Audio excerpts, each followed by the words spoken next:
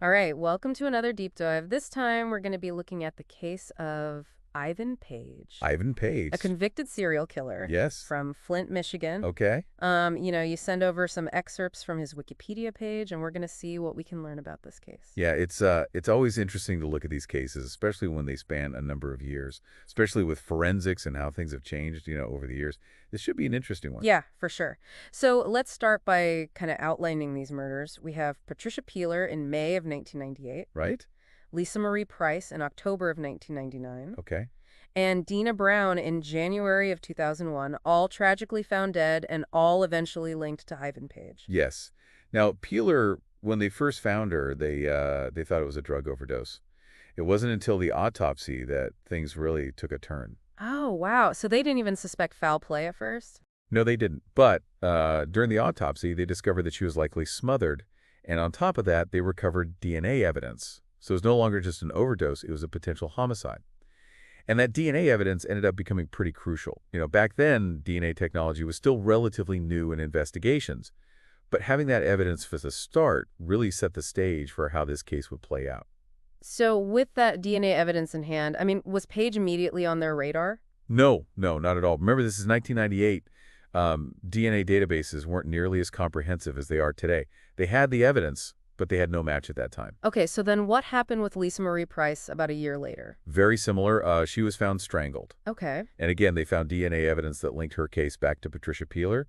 And also the level of violence had escalated from a smothering to a strangulation. So, at that point, investigators really started thinking, we probably have a serial killer here. And that must have been terrifying for especially women who were involved in sex work, knowing that someone was targeting them.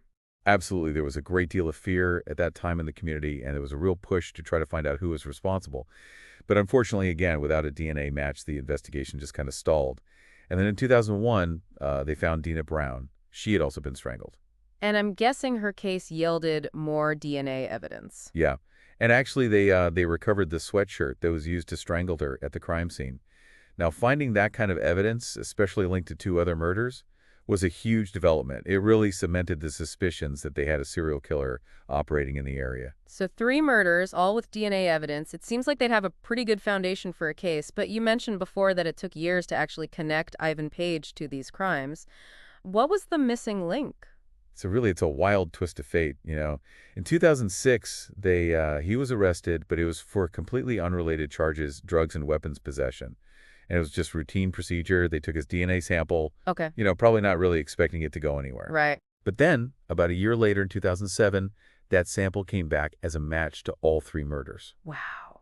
Talk about a game changer. It was really like finding a needle in a haystack. So that finally puts Ivan Page squarely in the crosshairs, but having his DNA at the scene, it doesn't automatically mean that he's guilty, right? Right. Tell me about what happened next. Yeah, you're right. Just because the DNA's there doesn't mean that he did it. So the focus shifted to, okay, we need more. What else can we find?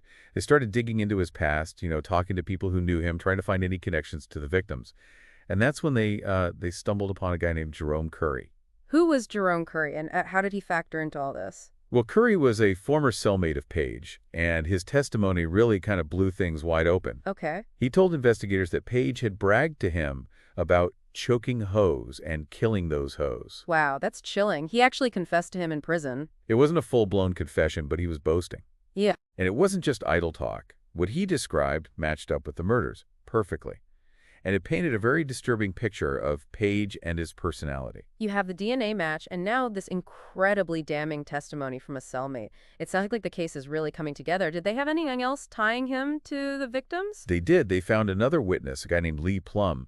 He placed Page with Dina Brown the night before she was killed. So placing him with one of the victims just before her death, that's got to be pretty damning evidence, right? Well, not so fast. It's not quite as clear-cut as it might seem.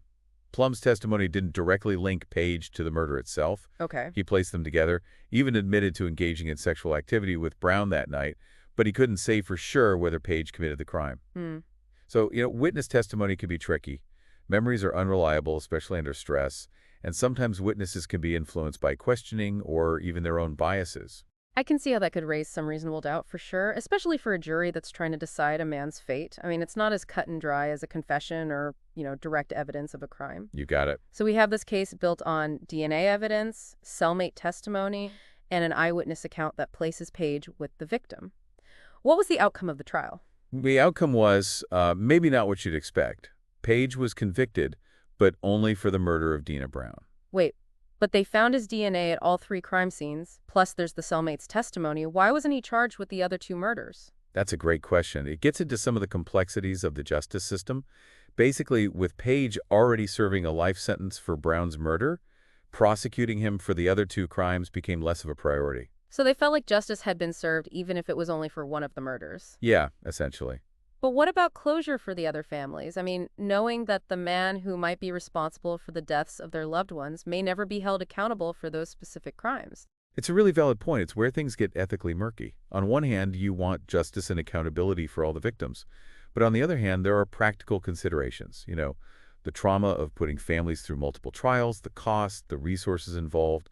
It's a balancing act. And I imagine the cost of multiple trials, the manpower, those resources could be used to investigate other crimes or support other victims. Exactly. So you can see why they made the decision to focus on the case they felt was the strongest, especially when a life sentence was already on the table. So it's not always a simple equation. Sometimes even with DNA evidence, witness testimony, it's more nuanced.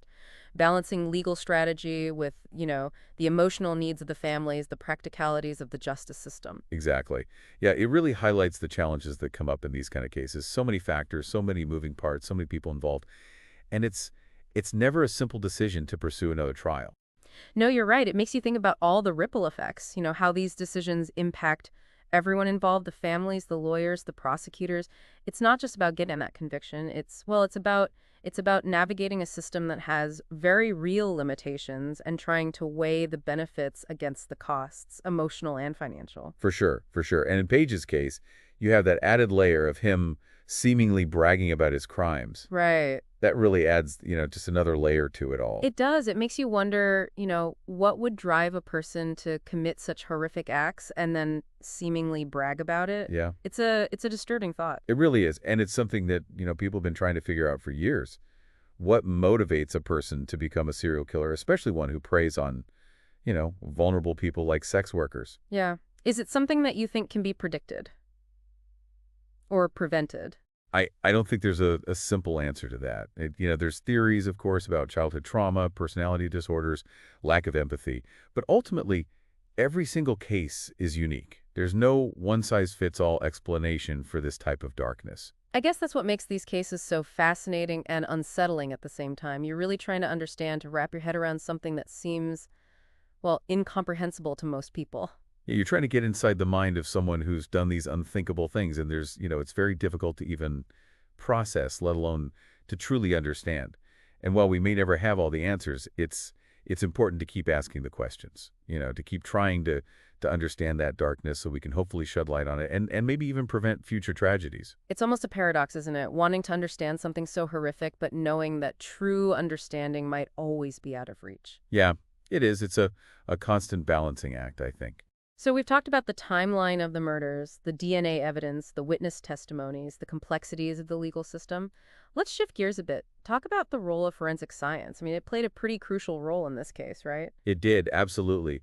Without DNA technology, it's likely that Page would never have even been connected to these murders. Yeah, it's amazing how far forensic science has come. It's like something out of a TV show, but it's real life. Yeah, for sure. And it's not just DNA. It's fingerprints, ballistics, fiber analysis, all these tools that investigators use to piece together the puzzle of the crime scene and potentially identify, the person responsible. And in this case, DNA was, it was really the linchpin. Absolutely. Absolutely. I mean, remember, they initially thought Peeler's death was an overdose.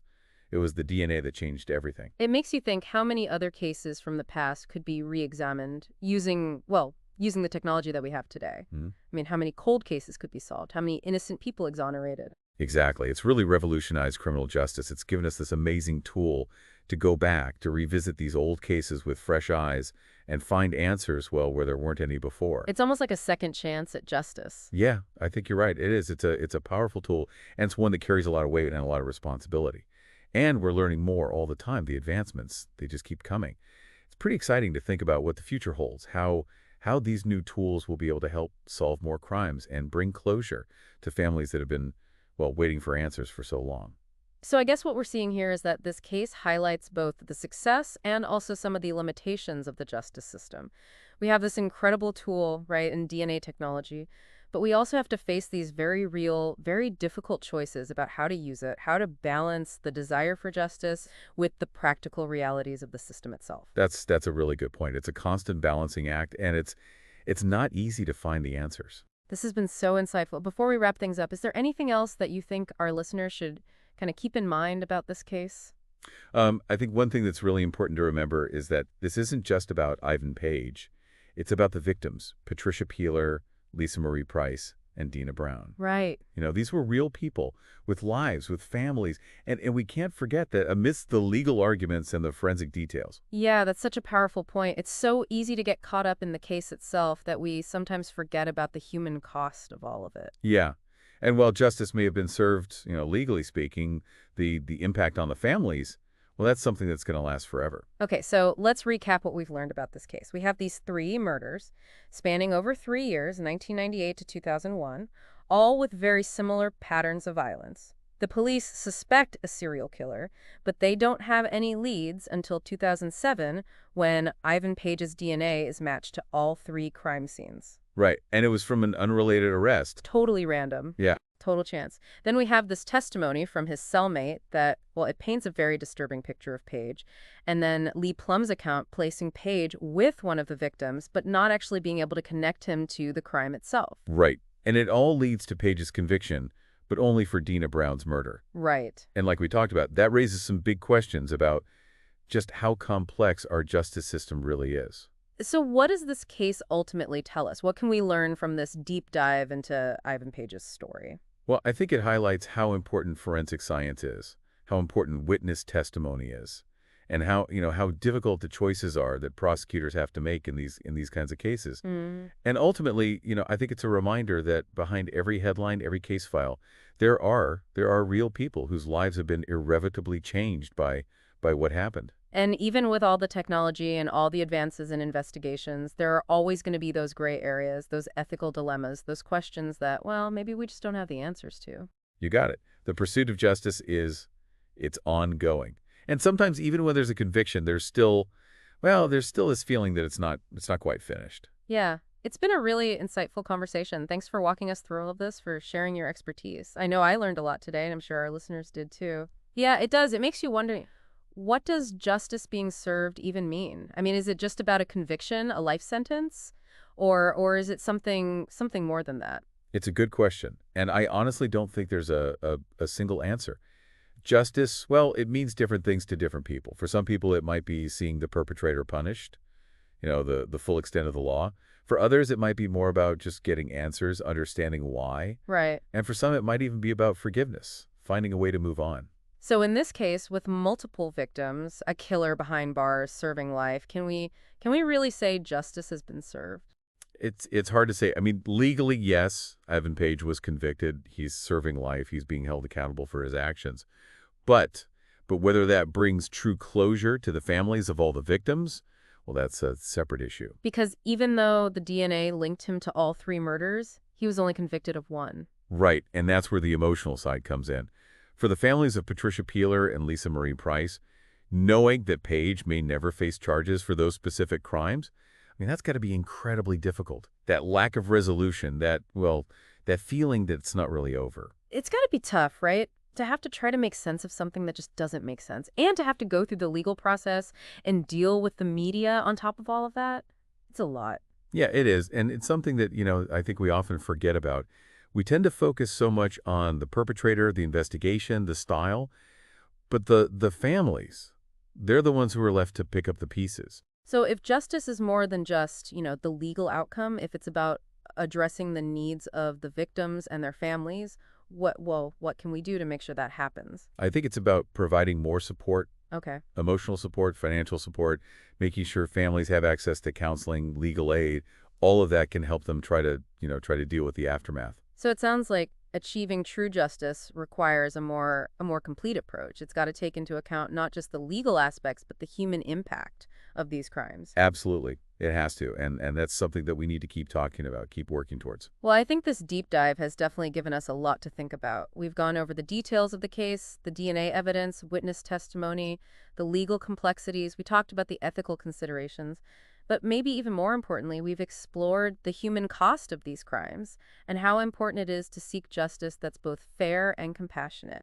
I agree. And hopefully our listeners will come away with a better understanding of how these cases work and all the factors that go into, this idea of the pursuit of justice. Well, it's been fascinating and a little unsettling, but definitely eye-opening. Thanks again for taking the time to share your expertise with us. Of course, happy to do it. And to our listeners, we hope this has left you with some new perspectives and maybe even a desire to learn more. Remember, knowledge is power, and the more we understand about these issues, the better we can, navigate the world and hopefully work towards a more just and compassionate society. Until next time, keep exploring, keep asking questions, and keep diving deep.